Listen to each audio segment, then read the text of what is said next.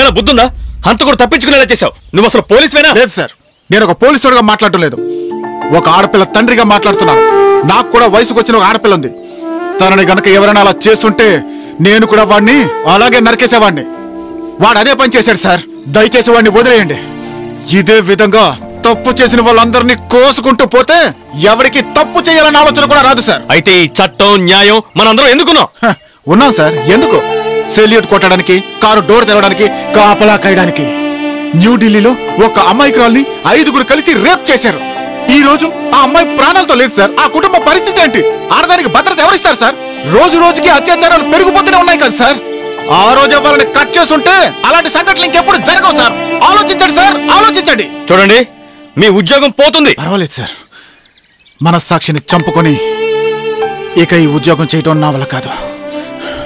Good bye sir.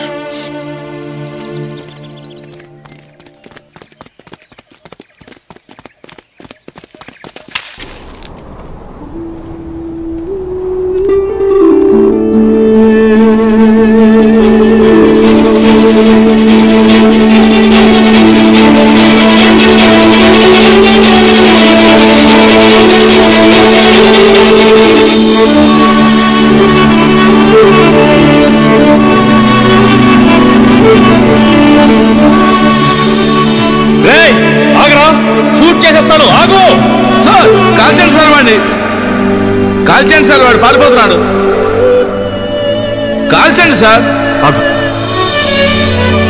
వాడు ఇక్కడికి చావడానికే వచ్చాడు సార్. వద్దు, ఆగు.